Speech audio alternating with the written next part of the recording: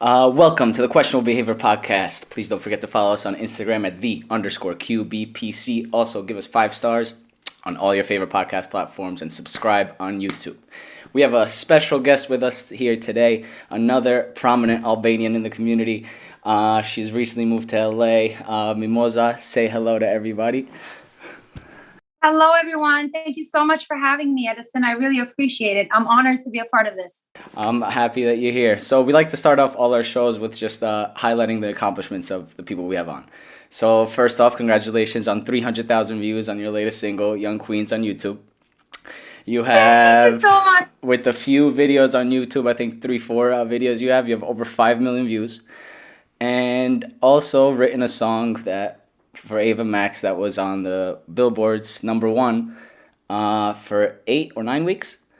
So 8 weeks, yeah. So for that, we're gonna clap it up for you. You know, congratulations on all your success so far, and we're looking forward to a lot more from you. So with that being said, really appreciate it. yeah, sorry. So with that being said, let's start off with the Kings and Queens. You linked up with Ava through your record labels. But how does it feel basically connecting with another Albanian and writing a song that was #1? First of all, thank you so much for your kind words. I hope to not speak over you, but I get so excited. And because of Zoom, you never know when you're talking over somebody. But thank you for your kind words. It was an incredible experience. I honestly, when I wrote Kings and Queens, I didn't know who it was going to end up for. I just always knew that I loved that song, and I always believed in the chorus. I always felt like it had potential. I actually wrote that one in 2015. And then when I got the call last year in January 2020, that's when my management was like, Ava Max heard this. She loves this. She wants to make this her own. And I honestly was so excited. And then when I saw the video last March, I was just so thrilled. And no, I'm just honored that, it did what it did. And I always say this because it's the truth. I am so proud of, the success we've shared together. But what I'm mostly proud of is knowing that I wrote a hit for another fellow Albanian superstar. And I'm a fan of women fixing each other's crowns. I feel like that's what strong women do and real queens do. So it just makes me proud, Yeah, for sure. So it wasn't a plan to end up on Ava Max's lap, basically. It just kind of all happened by accident, and it just happened to be that Albanian wrote it and Albanian performed it. So that's actually... Yes. That's a great to hear. I remember we wanted to pitch it for Lady Gaga, which also would have been amazing. But I'm just honestly, I think Ava Max killed it, and she did her thing on it. And I'm just so, so proud. So right from there, I want to go into your latest single, Young Queen.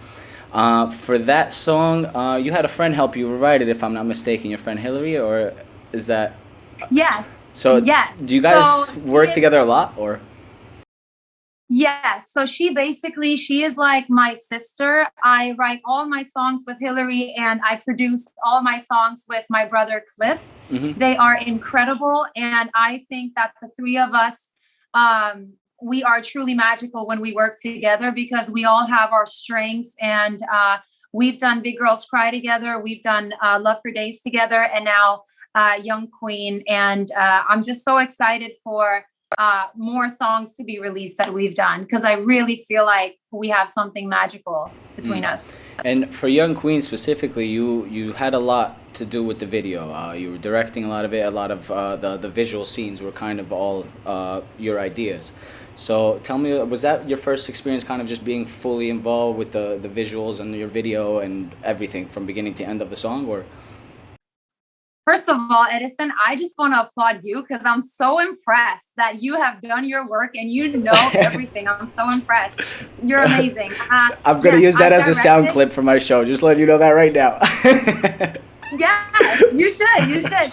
But no, I did direct it, but it wasn't the first time because with Love for Days, that's when I really took control. I feel like with Big Girls Cry, with the video, I knew I wanted it to be in Joshua Tree. And that was me, tasting it a little. But then with Love for Days, I went in. And then with Young Queen, I really went in. I was like, no, this is how we're going to do it. And I just love to be involved, Edison, because I just feel like nobody knows how the song feels in my heart. So I feel like it's my job as an artist to mirror that, to like really show that in my visuals. And I really care about my visuals. Like I care about somebody not knowing what it's about, but then when you see the song, even if you don't hear the audio, to be like, oh, the video is telling a story, it's giving me a feeling. I care about that so much, you know? Yeah. So how did the idea come about to put traditional Albanian clothes in the video, to shoot the video in Albania? And also, was that your family that is in the video, or who is that wearing the all the traditional clothing? Yeah, so it came honestly, just so you know, I never write a song just to write a song. I don't wake up and go, oh, let me do this about Kosovo. Like it was just like an honest concept where I was like, you know, I want an empowerment song. I want a song that's a love letter to myself and something that honors my mom. And then as we were writing it, it just developed into Young Queen. And then I was like, no, let me really go in and like dig deep. And that's how it became about everything that I am. And that's how the song was developed. And then as we were writing and producing the song, I was like, I need to shoot this in Kosovo. So that's when I decided. And actually, a fun fact that I actually started shooting this video in the summer of 2019. Oh, wow. But it never felt completed. Yeah, it never felt completed. And me being the perfectionist that I am, I then finalized some scenes last summer. And it was my idea to wear the traditional clothes because I just think they're so beautiful and so badass. And it's like, I cared about showing our culture, our beauty, the fashion and everything, and really being unapologetic about it, and just being like, I don't care, you love it or hate it. This is who we are, you know? And, you know, as an Albanian, just looking on, it's obviously like huge, you know, seeing an artist like yourself coming up into the scene and embracing the fact that, you know, we're Albanian, this is who we are, and showing our traditions to other people, to the world, you know. We're a very small population and we make a lot of big noise, so we do. We are so prideful, and that's why a pride that's bigger than mountains, like that's the lyric, because it's like, you know, like, I'm going to tell you who I am. Exactly. This is who I am. Exactly. And like, yeah. Everybody in the room has to know I'm Albanian. This is where I come from. So that's how it is. Totally. So tell me a little bit about, because you speak 4 languages and you write mostly in English. Was it ever difficult to kind of like figure out which language you're going to write music in, what you're going to sing, because moving around, or was it always just the idea, I'm going to be an international pop star, has to be in English? That was the goal from a young age. Yeah, so I started singing when I was 6, and I fell in love with music, and then I started writing songs when I was 12, and then I got into the industry, and from the very beginning, Edison, to be honest with you, I wanted to really sing my songs, but I met, you know, my publisher, and he was like, you know what? You should really focus on learning how to sing, how to write songs, because when you learn how to write songs, that's your superpower, because a label, a management, an artist, they're only as powerful as their music. Right. And if you're in control of that, that's the real power. So that's when I was like, all right, let me dedicate some years to like really developing a sound. And it was never hard to figure out what language it was going to be. I honestly, it's the easiest thing, not easiest thing. It's still hard to write, you know, really good songs, but like writing in English I think is my only talent. I don't know how to write or to sing in Albanian or German, or I feel like English, that's the easiest for me. That's the easiest for you at the time. So basically, your first song that you ever written, if I'm not mistaken, was called "Talk to Me."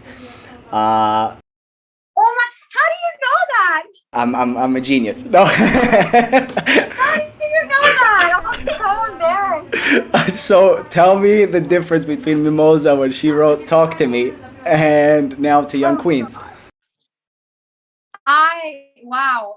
The fact that you know that, I'm so embarrassed. Yeah, my first song when I was 12. Why are you embarrassed? 12. Nobody's heard it yet. Oh my God. Yeah, I can't believe, wow, I'm so impressed. Yes, it was Talk to Me when I was 12. and I performed it with my school band at school. And I think we Oh, were you singing performed some it. Avril Lavigne songs. Huh? Oh, you actually performed it. Yeah, I performed it in like fifth grade. It's like, it's not good. Trust me. I hope that will never be released. But yeah, it was like, it was cute. It was like, yeah, it was like about a relationship. And like, I don't know what I was singing, but yeah, I've always cared about really writing my songs and being authentic. That's something that I have put so much focus on, and I'm so prideful of my lyrics, my melodies, and my videos. It's something that I just like, I'm so proud of it, you know? So, how would you say you've improved your writing in general? I know a lot of stuff comes from personal, personal experiences, etc. But how do you, over the time since you're 12, you started writing? How did you kind of improve the way you string your words together and really tell a story? I think I've improved because I think that it doesn't matter whether it's songwriting or playing basketball or anything. I feel like if there's something you want to do and you do it every day, it just starts to feel a little bit natural. So it's hard to explain how I've improved, but I would say that I know whether, like, if I'm starting a concept or some lyrics and I bring that to my team, I have a feeling mostly what songs are worth, getting, the times that, spending the time on. You know what I Mm-hmm. mean? Like, Yeah. I have a feeling. And then sometimes it's hard because, like, even Young Queen, like, I rewrote that song 12 times. Like, that was Wow. rewritten many times. So it takes, and I have songs that are done in 2 hours. I have songs that are done in 2 months. Some songs need 2 years where you go back and forth. And it's all about however it feels complete in the end. And I just honestly, Edison, to be honest with you, I just like close my eyes and I just like think about, like, does it feel complete? Does it feel right? And when I have that feeling in my heart, that's when Mm-hmm. I go, okay, it's ready. So I just like, it's a feeling. It's weird to say, it's a feeling. It's never like, here it is. Here's the It's just song. like, Yeah. okay, does it feel good? Yeah, it's like I base everything off feelings and connecting to it, you know? Do you have to be kind of stuck in that feeling for a little while to start feeling passionate about writing it, or is it kind of like if something, let's say something catches you today, like something that you're, some sort of feeling that catches you today, does that get you right in the mode to start writing about it? Yeah, it's inspiration comes from the weirdest things. It could be like, I don't know, it could be a conversation I have with you. It could be a dream. It could just be a title that I see. It could just be it could honestly be a documentary that I watch and a woman is telling something. Like, it's inspiration comes from anything. But it's mostly me starting the concept or telling my team, this is what I care about, this is what I want to say, and then we finish it. Um, So, that's how it usually is.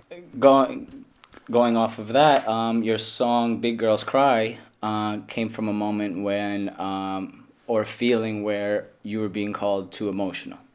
So, Yes. so when you're writing that song and putting it together, did you also self-reflect? Did something change within you after that, or were you like, "I'm gonna be the Mimosa I am, and too bad for all of you"? I was so happy when that was done. I remember being so sad. It was like, I don't want to get into details, but it was basically, I was criticized by a guy for, I was being told, you're way too emotional, you're too much, you're this and that. Albanian? And I was like, huh? Albanian? No, no.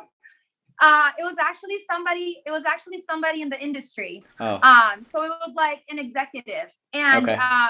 I was basically being told, like, you're way too emotional and this and that. And I was like, excuse me, I'm sorry, but like, showing emotions is beautiful. Yeah. Like, I'm not Do you want to afraid. see Like, emotions? I I'll don't show you emotions. No, I'm kidding. exactly. And I was like, my emotions are Yeah. beautiful, and you should Mm-hmm. actually compliment me for being brave enough to show my emotions. I'm Right. not scared. Right. Like, I don't care who you are, whether you're famous or not. I believe everybody deserves to be treated with respect. And I Mm-hmm. felt so disrespected Yeah. when I was showing my emotions. And I was like, well, I'm gonna fucking show you. Sorry for cursing, No, you're but allowed I to was like, curse. It's I'm gonna okay. show. Okay, great. And I was like, I'm gonna show you my emotions. And as a matter of fact, I'm going to write a song about it that's going Yeah. to make me money. Yeah. And that was my attitude about it. And then there you go. It made you money. It has, I think, 3 million views or something like that on YouTube. Yeah. That little critique brought a lot of success for you. Yes. So that's awesome. It's Yeah. awesome So that you I turned that around. Exactly. So what I try to do, Edison, I try to turn it around, and I just try to see the silver lining in everything. And I just try to, like, any person I meet in life or anything I go through, I use that to my advantage, use that in my art. And I try to, like, tell something that real. So a lot of your songs, because they have a message, would you say that a lot of them you write for yourself at first? Like while you're writing, you're kind of giving yourself a message before you give it to others as an inspiration? Oh yeah. Like, first of all, it's therapy for me. And I think I wrote Young Queen because I needed to feel empowered. And I like to write songs where I get reminded. I always say it's a reminder for you to not drop your crown, and for people to understand that, like, they're unique and amazing and strong and beautiful, and our stories make us, amazing. But I needed to hear that. So I felt like, yeah, it's always, every song is therapy for me. And then once I just feel like, okay, it's good, then I'm like, okay, let me share this with the world. So playing devil's advocate a little bit, when you are successful and you reach the Grammy that you want to reach, etc., what emotions, you're going to be in a very good place, I guess, at that moment. Do you think that? Bless you. Thank you. Do you think that being in a space like that and reaching the goals that you want to reach, are you going to run out of things to write about? You know what? I used to worry about that. Like, I used to worry when I first started writing. I always would, like, freak out and go, "Oh my God, will I still have something to say?" But I've realized, I've realized that I will, because life doesn't stop. Right. Like, we will always, like, and it can, like I said, it's anything. So because I started my project with real life experiences, that is what I focus on, Edison. And I just feel like my idols, they do the same. And the songs that really touch me and live in my heart are the songs that are real. And I think that people want to be moved, but you can't be moved unless it's real. So, like, I will always bet on quality and real stories. And then, like, if it touches you, great. And if not, it's my story and it's my truth. I'm not pretending to be somebody I'm not. I'm not doing this. It's not a facade. It's not a show. It's like, it's genuine and honest. And that is always and will always be my focus, like quality and honesty in my music. Yeah, so at least you always build that connection with your fans, because every time they listen, it's kind of like a little bit of you that you're giving to them in your music. So that's amazing. And thank you, Edison. And I my goal is for my supporters. I want them to know that, like, anything I put on, for them to know that I put out, for them to be like, wow, this is Mimoza. Like, I can feel this is her heart.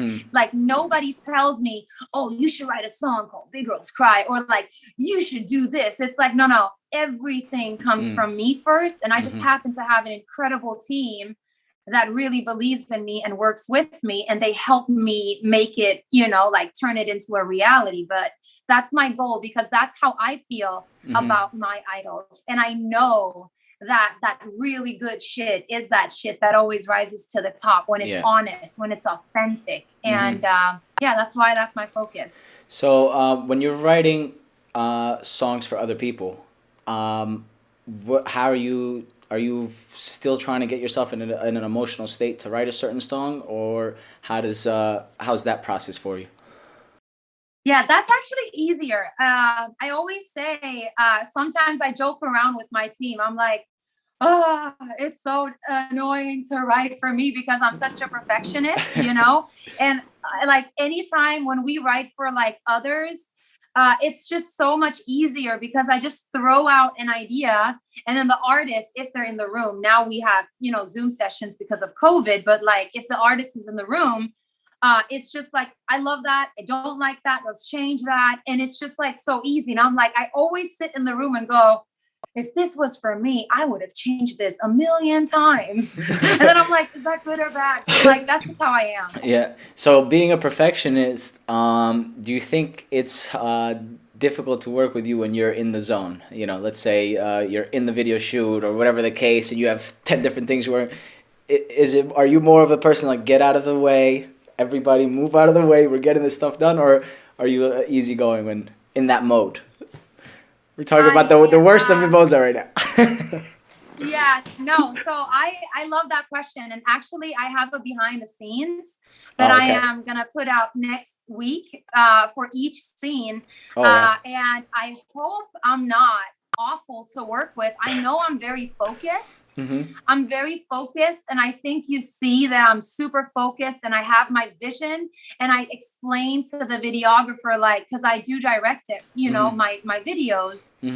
So I am super focused, but I like to believe that I swim like this. Like, I'm a team player, and like, I know I can't do it all myself. I need a team. And I'm just grateful that they work with me and try to help me realize my crazy ideas that I have. But I would say it's a mix of super focused and a mix of still being humble and polite and understanding that they don't owe me that. Like, I'm honored that they're working with me. So honestly, Edison, it's a mix of both. It's a 50-50 thing. Yeah. I know me personally, if I'm, you know, let's say if I have an interview set up, everything that doesn't have to do with the interview coming up, don't even talk to me about it till after. I don't care what we're doing after, tomorrow, yesterday. Don't talk to me about anything. Does it have to do with 1 o'clock? No, don't talk to me. Talk to me only about what's going to happen next, and that's it. So, you know, just like tunnel vision when it comes to that, you know, and I get very focused, and I kind of like try to, you know, just literally not let anything else distract me from that moment. After that, then it's like, oh, relief. All right, let's go get some food, get a drink. Let's go celebrate something. So, but you know what? I think that's a beautiful quality to have. It's a beautiful quality to have.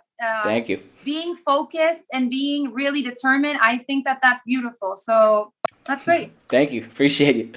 So when you wrote a song for a German movie, not sure how to pronounce it. So when you're writing for... I took when I'm baby. What was that? Say it again. It's drei Türken, three Turks or three Turkish men and a baby. Okay, all right. So I would have never gotten that right. So when you wrote for that movie, how's writing for a movie? Are they putting you kind of like in a setting and it's like, all right, this is the story, write about this specific thing, or are you kind of just watching? Yeah. So just tell me that process in general. Yeah, so I'm really good friends with the producer. He's one of the most successful producers in Germany, and we were having a session. And we were working together, and he was like, actually, ma'am, I think we should work on a song for this movie. This scene, I actually showed the scene, and it helped us because when they showed us the scene, that's when we were like, okay, let's get into the vibe of this. And it was a little bit more sad. So that is how that process was. Like, he showed me the scenes, and then we try to write about, and I had to hear the story, what the whole movie was about. And like, that's how that was developed. And is that song in English as well, or did you try your hand in German writing? That was in English. And I honestly, Edison, I would love in the future to do that more with movies in the US. Like, I would love to be at a level where Disney calls and they're like, Mimoza, we need your beautiful voice on the next Mickey Mouse hit.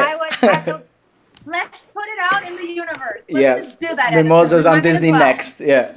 All right. So after that Disney placement, you owe me a follow-up interview. We're just gonna say that right now. That's on record. It's recorded. Yes. Because since we're putting it out in the universe on the show. The other thing I wanted to ask was when you saw the success of Kings and Queens, at that point you already had a couple of singles out, but did that give you extra motivation that, oh, I can really do this, I can really, you know, my songs are really good enough or that good, my writing is great, and did it give you an extra push to pursue your own personal career more? No, it did not, because I have always believed in myself. I have always believed in my songs. My my confidence and my talent and in my writing and in my singing, I don't need a song. I mean, it helps. Don't get me wrong. It helps. But it's not like I thought I wasn't good enough when, Right. when I released Big Girls Cry. It was more of I think if anything, it just helped people in the industry respect me more.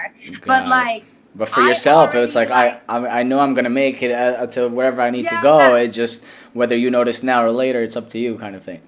yeah. To me, it's like, I've been ready. I'm waiting for you guys to wake up. But like, Yeah. again, like, I don't want to come off cocky because I'm not. But like, I think that any artist, you need that lion pride. You need that belief. And like, if you don't believe in yourself, then like, who will? And I think, Kings and Queens actually helped me on the business side to Mm. just get my team and expand my team. So again, like, that was a blessing. And I honestly, Edison, I feel like everything happens for a reason in Hmm. life. Like, everything we go through happens for a reason. And to me, I feel like my reason was, the blessing was, it did what it did what it did. And it honestly helped me expand my team. So I'm super grateful how, everything is slowly coming together. And Right. but yeah, no, I don't feel like, oh, now I can make it because of that. I'm like, Yeah. oh yeah, the puzzle, everything is coming together. Good. That's Yeah. great. Oh, good. All right. It's falling into place. Got to keep moving forward. I love Yes. that. I love Yes. that. So, everybody likes when an artist puts a song out. They put a song out, and the fans, they take that in quickly now with the streaming and everything, and they're always expecting the next thing. Fans are very impatient Yes. nowadays. So, Yeah.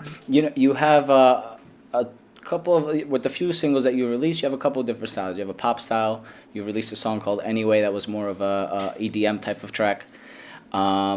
So what are we expecting that type of style to follow along, or do you have some type of song coming out that's slower, that's really projecting your voice on it, more ballad type, or what's the next plans for you?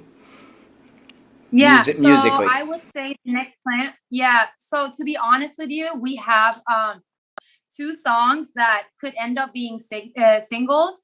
One is more of an up tempo, and that could end up being with a DJ. Another one is not. But even with Anyway, that was a song that I wrote, and a friend of mine who is a DJ, he heard it and he fell in love with it. And that's how that was released. And Mm. so, yeah, I wrote that one as well. And that was in Australia, and that went platinum, which was like such a blessing. But I Congrats. think what you can thanks.